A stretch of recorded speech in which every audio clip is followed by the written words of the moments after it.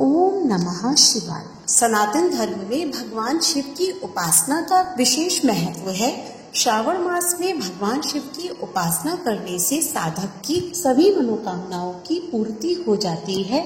शास्त्रों में भी विदित है कि भगवान शिव को सावन का महीना सर्वाधिक प्रिय है। इसीलिए इस पवित्र माह में महादेव की विधिवत पूजा करने से साधकों को सुख एवं समृद्धि का आशीर्वाद प्राप्त होता है। धार्मिक मान्यताओं के अनुसार श्रावण मास में सोमवार व्रत का पालन करने और शिवलिंग पर जल अर्पित करने से साधक को सुख समृद्धि एवं ऐश्वर्य की प्राप्ति होती है।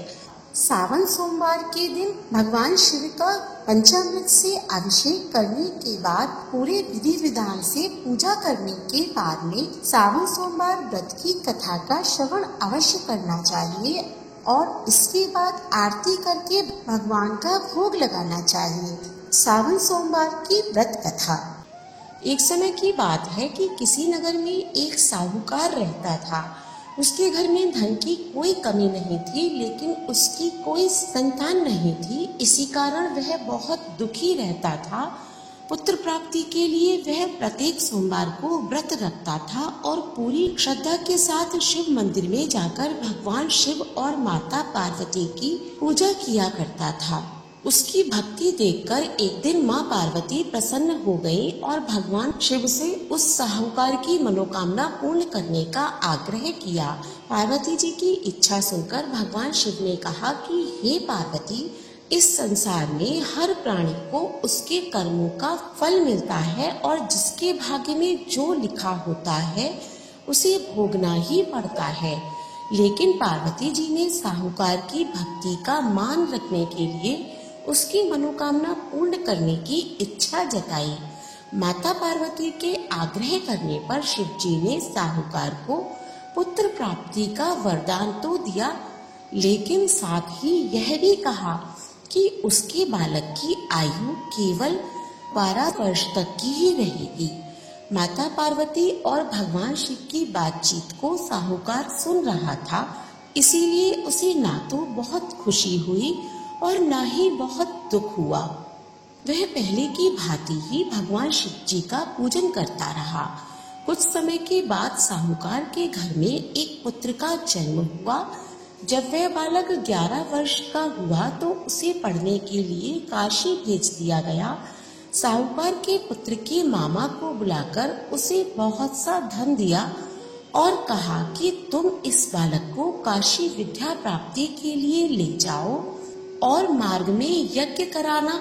जहाँ भी यज्ञ कराओ वहाँ ब्राह्मणों को भोजन कराते और दक्षिणा देते हुए जाना।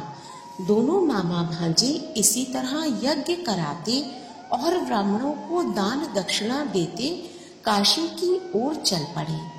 रात में एक नगर पड़ा जहाँ नगर के राजा की कन्या का विवाह था, लेकिन जिस राजकुमार से उसका विवाह होने वाला था वह एक आंख से काना था। राजकुमार के पिता ने अपने पुत्र के काना होने की खबर सबसे छुपा रखी थी। साहूकार के पुत्र को देखकर उनके मन में एक विचार आया। उन्होंने सोचा क्यों न इस लड़के को दूल्हा बनाकर राजकुमारी से विवाह करा दूं और विवाह के बाद इनको धन देकर विदा कर दूंगा और राजकुमारी को अपने नगर ले जाऊंगा। लड़के को दूल्हे के वस्त्र पहनाकर राजकुमारी से विवाह करा दिया गया, लेकिन साहूकार का पुत्र ईमानदार था। उसे यह बात न्याय संगत नहीं लगी। उसने अवसर पाकर राजकुमारी के चुंदरी के पल्ले पर लिखा कि तुम्हारा विवाह मेरे साथ हुआ है, लेकिन जिस राजकुमार के साथ तुम्हें भेजा जाएगा वह एक आंख से काना है। मैं तो काशी पढ़ने जा रहा हूँ। जब राजकुमारी ने चुंदरी पर ऐसा लिखा पाया तो उसने अपने माता पिता को यह बात बताई। राजा ने अपनी पुत्री को विदा नहीं किया, जिससे बारात वापस चली गई। दूसरी ओर साहूकार का लड़का और उसका मामा काशी पहुँचे और वहाँ जाकर उन्होंने यज्ञ किया। जिस दिन लड़के की आयु 12 साल की हुई उसी दिन यज्ञ रखा गया। लड़के ने अपने मामा से कहा कि मेरी तबीयत कुछ ठीक नहीं है, मामा ने कहा कि तुम अंदर जाओ और सो जाओ। शिव जी के वरदानुसार कुछ ही देर में उस बालक के प्राण निकल गए। मृत भांजे को देखकर उसके मामा ने विलाप करना शुरू कर दिया। संयोगवश उसी समय शिव जी और माता पार्वती उधर से जा रहे थे। पार्वती जी ने भगवान शिव से कहा कि स्वामी, मुझे इसके रोने के स्वर सहन नहीं हो रहा, आप इस व्यक्ति के कष्ट को अवश्य दूर करें। जब शिव जी मृत बालक के समीप गए तो वह बोले कि यह उसी साहूकार का पुत्र है जिसे मैंने 12 वर्ष की आयु का वरदान दिया था। अब इसकी आयु पूरी हो चुकी है।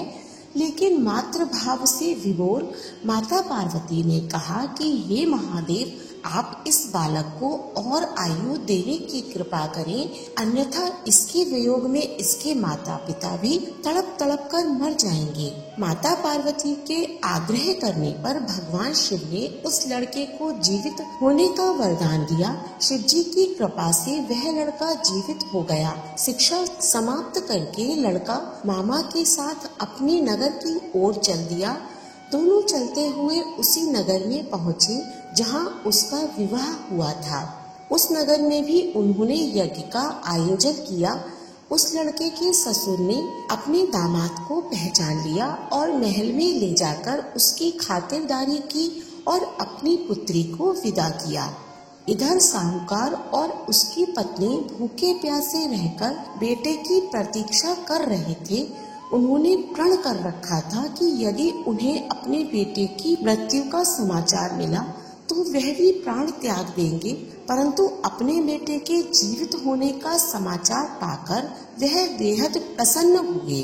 उसी रात भगवान शिव ने व्यापारी के स्वप्न में आकर कहा, हे श्रेष्ठी, मैंने तेरे सोमवार के व्रत करने और व्रत कथा सुनने से प्रसन्न होकर तेरे पुत्र को लंबी आयु प्रदान की है।